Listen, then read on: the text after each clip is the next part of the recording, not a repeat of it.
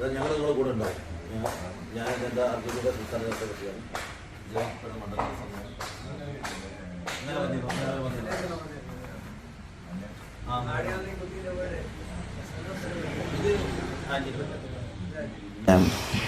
അന്ന് രാത്രി അങ്ങോട്ട് പോകുന്നത്.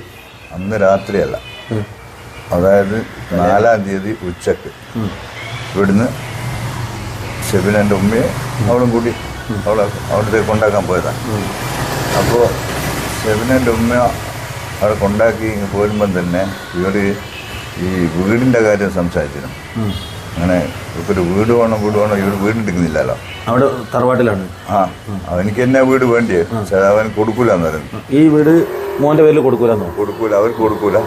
അവരുടെ ജ്യേഷ്ഠൻ്റെ വീട് എടുക്കുന്നുണ്ട്, പക്ഷെ അവർ കൊടുക്കൂലെന്ന് പറയുന്നത്. നിങ്ങൾ വേറെ വീട് എടുത്തോ. അപ്പോൾ ഇവളോട് പല പ്രാവശ്യവും പറഞ്ഞിട്ടുണ്ട്, ഇനി വീട് വേണമെങ്കിൽ എൻ്റെ അപ്പനോട് പറയണം, ഇവിടുന്ന് വീടൊന്നും കിട്ടൂല. നിങ്ങളെ പൈസ വേണോ? ഞങ്ങളെ സ്ത്രീധനം വേണോ? ഞങ്ങളെ പൈസ നിങ്ങൾ എടുത്തോന്ന് പറയുന്നുണ്ട്. പക്ഷെ അത് നമ്മൾ വിചാരിച്ചാൽ അത് അവളോട് അങ്ങനെ വെറുതെ പറയുന്നതായിരിക്കും. അങ്ങനെ ഇടയില്ലല്ലോ, നമ്മൾ വീട് എടുത്ത് കൊടുക്കില്ലല്ലോ, നമുക്കൊന്നും അങ്ങനെ അല്ലല്ലോ. അതുകൊണ്ട് നമ്മളെ അത്ര കാര്യമാക്കിയില്ല. അവര് സാമ്പത്തികം ഇല്ലാത്ത ആളുകളോ എല്ലാം സെറ്റപ്പ്, എന്നിട്ടും നിങ്ങളിതാണ് ആഗ്രഹിക്കുന്നത്. അപ്പോൾ നല്ല സെറ്റപ്പുള്ള 10 വീട് എടുത്ത് കൊടുക്കാൻ പോണേ അയാളെ ഇത് കാശുണ്ട്. അങ്ങനെ എന്തൊക്കെ ഞാളെ അത്ര കണക്കിലെടുത്തില്ല. അപ്പം വീട് വേണമെന്ന് പറയും.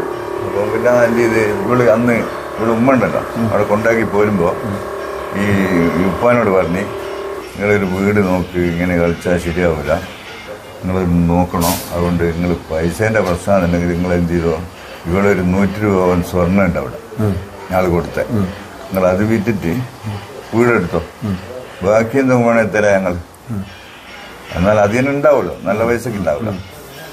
അതൊന്നും ശരിയാവില്ല എന്ന് പറഞ്ഞിങ്ങനെ ഇവൾ ഉപ്പയെ ഇവിടെ എൻ്റെ വൈഫുമായിട്ട് ഇങ്ങനെ വർത്താനം പറഞ്ഞുകൊണ്ടിരിക്കുമ്പോൾ ഈ ഉമ്മ അങ്ങനെ ഇറങ്ങുന്നത് വീട്ടിൽ നിന്ന് ഇറങ്ങിപ്പോയി. അല്ല, ഉമ്മ ചാടല അത് കാണിക്കുന്നുണ്ട് CCTVയിൽ. ചാടിയിട്ട് പറഞ്ഞ് ഇനി എന്തെന്നാ ഇനി ആരോട് അങ്ങനെ പെണ്ണുങ്ങളോട് നായ എന്തോ അങ്ങനെ മോശമായിട്ടാണ് പറഞ്ഞ അയാളോട് ഇങ്ങനെ സംസാരിക്കുന്ന പുറത്തുള്ള പെണ്ണുങ്ങളോട്.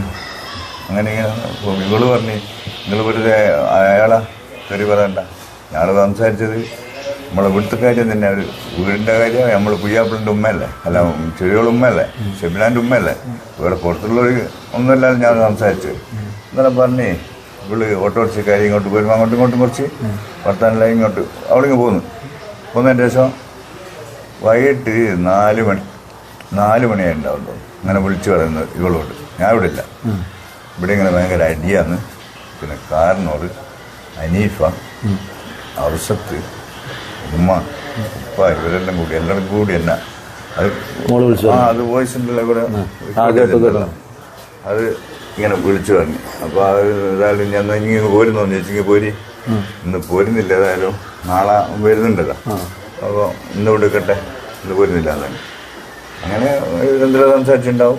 അത് കഴിഞ്ഞ് ഫോൺ വെച്ച് പിന്നെ വൈകിട്ട് ഒരു 5 മണിക്ക് ഈ അനീഫയും ഈ ഉമ്മയും പെങ്ങള് ഈ ഉമ്മാൻ്റെ അഞ്ചത്തി എന്നും കൂടി നമ്മളെ ഈ പള്ളി കമ്മിറ്റീൻ്റെ വീടുണ്ട് ഇവിടെ, അയാൾ വീട്ടിൽ വന്നു. അപ്പോൾ അയാളാടില്ല. അപ്പോൾ അയാൾ കാണാണ്ടായതിൻ്റെ ശേഷം അയാളുടെ കുട്ടികൾ എന്ത് ചെയ്ത് അതിന് നേരെ താഴേണ്ടി ഈ പ്രസിഡന്റിൻ്റെ ജ്യേഷ്ഠൻ താമസിക്കുന്നു അവിടെ കൊണ്ടുവന്നു. അവിടെ കൊണ്ടുവന്നേരെ ഈ കുഞ്ഞോളാജി എന്ന് പറയുന്ന ആള് കൂട്ടി അവരെ കൂട്ടിയിട്ട് എൻ്റെ ഉപ്പാൻ്റെ മരുവനുണ്ട് വേള് ഇവിടെ അടുത്ത്, അവിടെ പോയി. ഞാനില്ലായിരുന്നു ഇവിടെ. അവിടെ പോയാൽ ഈ കുഞ്ഞോൾ എന്നെ വിളിക്കുന്നത് 6 മണിയായി ഉണ്ടാവും വൈകിട്ട്. ഞാൻ കാക്കട്ടിലെ ഒരു വർക്ക്ഷോപ്പിലുള്ള വണ്ടീൻ്റെ ഒരു ആവശ്യം. ഇങ്ങനെ ഇവർ വന്നിട്ടുണ്ട്. അവനാ ഷെബിനെ ഇങ്ങനെ ഗ്യാസ് തുറന്ന് വിടുന്ന് കത്തിയടിച്ച് കുത്തുണ്ടാക്കുന്നു. അതുകൊണ്ട് അവളെയും കൂട്ടണമെന്ന് പറഞ്ഞിട്ട്. അപ്പോൾ ഞാൻ പറഞ്ഞു ഇപ്പോൾ രാത്രിയല്ലേ, അതൊന്നും അങ്ങനെയൊന്നും ചെയ്യൂല, അങ്ങനത്തെ ഒരു സംഭവം ഇല്ല. ഇത് കള്ളത്തരം പറഞ്ഞാൽ നമുക്ക് അസലായിട്ട് അറിയാലോ, അവരെ എന്തും കള്ളത്തരേ പറയാം.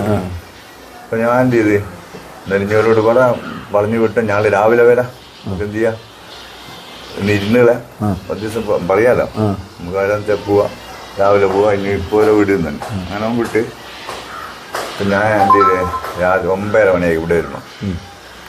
അപ്പോൾ അഷ്റഫ്, എൻ്റെ അനിയൻ അഷ്റഫും ഈ കുഞ്ഞോളി എന്ന് ആളും ഇവിടെ വന്നിട്ട് എന്തിന് ഇപ്പൊ അവര് പറഞ്ഞ കാര്യങ്ങളെല്ലാം ശരിയാന്നൊന്നും ഇവരോട് ചോദിക്കണ്ട.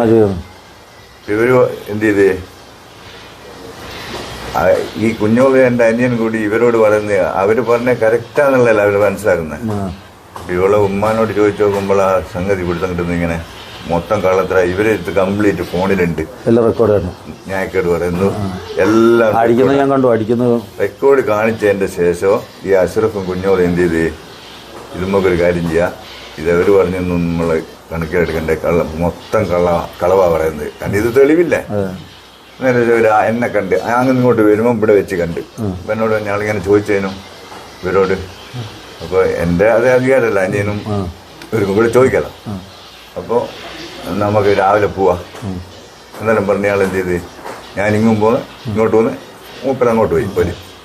ഞാൻ ഇവിടെ വന്നേരം ഇവള് പറഞ്ഞ് ഇതുവരെ ഷെബിന ഫോണ് വിളിച്ചിക്ക് അഷ്റഫും കുഞ്ഞോയും വരുമ്പോൾ ഞാൻ പറഞ്ഞിങ്ങനെ ഒരു വന്നിട്ട് ഞാൻ ഒരു വന്നിട്ട് ഒരു പോയിട്ട് വിളിക്കാം, എന്തിനാ വന്ന് നോക്കട്ടെ എന്ന് പറഞ്ഞിട്ട് ഫോണ് കട്ട് ചെയ്താ. അപ്പോൾ കട്ട് ചെയ്ത് ഇവർ പോയതിന് ശേഷം ഇവള് വിളിച്ചു നോക്കി, ഫോൺ എടുക്കുന്നില്ല. അവിടെ ഫോൺ എടുക്കുന്നില്ല, അവൾ എടുക്കുന്നില്ല, മോള് എടുക്കുന്നില്ല. അപ്പോൾ ആ ടൈമിൽ തന്നെ ഞാനും വന്ന് 9:30 ഉണ്ടാവും.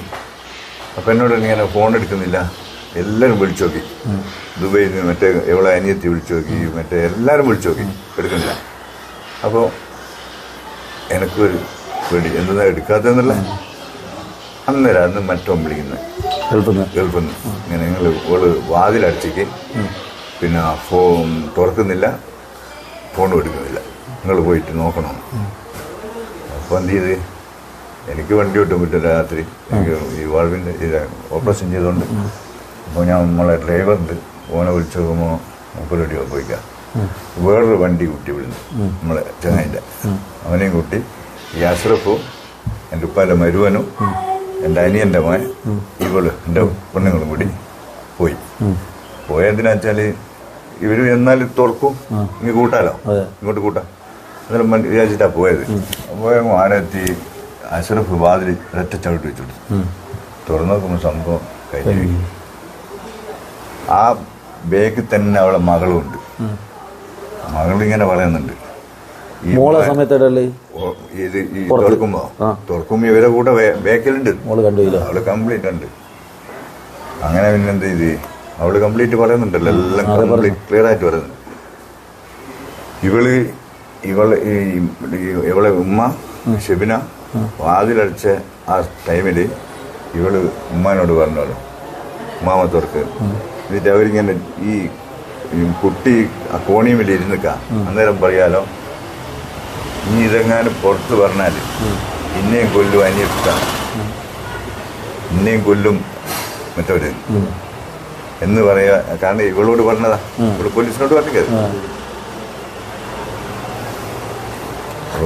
തലേന്ന് വാതിലടച്ചപ്പോ ഈ വീട്ടുകാര് ശ്രദ്ധിച്ചില്ലേ വാതിൽ ഒന്ന് ചവിട്ടി തുറന്നിട്ടുണ്ടെങ്കിൽ ഒരു പ്രശ്നം ഇന്നുണ്ടാവില്ല. മോള് പറയുകയും ചെയ്തിട്ടുണ്ട്, അവിടെ ചത്തോട്ടെ എന്നാ പറഞ്ഞേ. ആര്? ഈ ഉമ്മയും പെങ്ങളും ഇവര് കംപ്ലീറ്റ് ഉറപ്പ് വരുത്തി ഇറങ്ങിപ്പോയത്. ഇവള് സംഭവം കഴിഞ്ഞ് മരിച്ചെന്ന് കണ്ടത് അന്ന് ഇവളെന്ത് ചെയ്യുന്ന പെങ്ങളും ഞാള് ചെല്ലുമ്പോ ഇവര് ചെല്ലുമ്പോ ബാപ്പയും ഈ ഒരു മോനുണ്ട്, ഇവിടെ ആരുമില്ല. അവരും തുറക്കാൻ നോക്കിയില്ല, ആരും തുറക്കാൻ നോക്കിയില്ല, തുറക്കണ്ടെന്ന് തന്നെ. കാരണം അവർ മൊബൈല് വടിയും കെട്ടി നോക്കുന്നതിന്റെ കാരണം എന്താ വെച്ചാല് അവർക്ക് തിരിയണം ഇത് കഴിഞ്ഞോ കഴിഞ്ഞില്ല.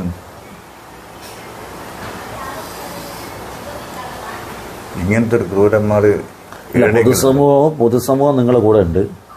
എല്ലാ ആളുകളും മാധ്യമങ്ങളും പൊതുസമൂഹവും ഒക്കെ നിങ്ങൾ വേണ്ടത് ആൾക്കാർക്ക് ബോധ്യം സ്ത്രീധനത്തിന്റെ, അതായത് വീടിന് വേണ്ടിയുള്ളൊരു സമ്മർദ്ദം ഇതിനകത്ത് ഉണ്ടായിട്ടുണ്ട്. വീടിന് വേണമെന്ന് വെച്ചാൽ അവിടെ വീട് കൊടുക്കൂല, അങ്ങനെ ഒരു പൈസ മുതലിടൂല ഇതൊക്കെ പറഞ്ഞിട്ട് ഞങ്ങൾ ഈ സ്ത്രീധനം കൊടുത്ത പൊന്നെടുത്ത് വിറ്റിട്ട് വീടെടുത്തൊന്ന് വരെ പറഞ്ഞു. ഈ ഭർത്താവ് പ്രത്യേകിച്ച് പീഡനം അങ്ങനെ എന്തെങ്കിലും? ഭർത്താവ് റോളില്ല റോളില്ല അവരുടെ കൂടെയാണ്. പ്രതിരോധം കൊടുത്തില്ല. ഇവർക്ക് ഒരു ശക്തി ഭർത്താവ് കൊടുത്തില്ല. ഭർത്താവിന് ശക്തി കിട്ടിനെ പിടിച്ചു. അവരോട് പറഞ്ഞാൽ പോലെ CCTV അവൻ ദുബായിൽ നിന്ന് കാണുമ്പോ ഒന്നും ഇപ്പം പ്രശ്നം ഉണ്ടാക്കരുത്, ഞാൻ നാളെ അങ്ങോട്ട് വരുന്നുണ്ട്, നമുക്ക് പരിഹാരം ഉണ്ടാക്കാൻ അവർ പറഞ്ഞാൽ പോലെ. അത് പറഞ്ഞില്ലായിരുന്നു. ഈ ഷബിന എന്ന് പറയുന്ന പെൺകുട്ടി മരണപ്പെട്ടു. ആത്മഹത്യ ചെയ്ത അവരുടെ രക്ഷിതാവിൻ്റെ പിതാവിൻ്റെ അടുത്താണ് ഞങ്ങൾ നിൽക്കുന്നത്. ആ വീട്ടിലാണ്. വളരെ സങ്കടകരമായ ഒരവസ്ഥയാണ്. ഒരു പെൺകുട്ടിക്കും സംഭവിക്കാൻ പാടില്ലാത്ത ഒരു ദുരന്തമാണ്.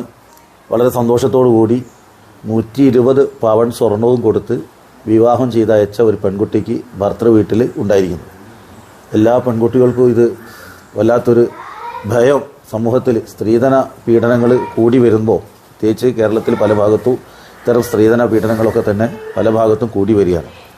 അപ്പോൾ ഗൗരവമായിട്ട് ഇതിൽ സ്ത്രീധനം പൂർണ്ണമായിട്ട് ഇല്ലാതാക്കിയാലും, അതായത് ഭാര്യ വീട്ടുകാരുടെ സമ്പത്ത് കൊണ്ട് ജീവിക്കണം എന്നുള്ള ഒരു ആശയം മനുഷ്യന്മാർ എന്ന് അവസാനിപ്പിക്കുന്നോ അന്ന് മാത്രമേ പെൺകുട്ടികൾക്ക് സ്വസ്ഥമായിട്ട് ജീവിക്കാൻ കഴിയുള്ളൂ.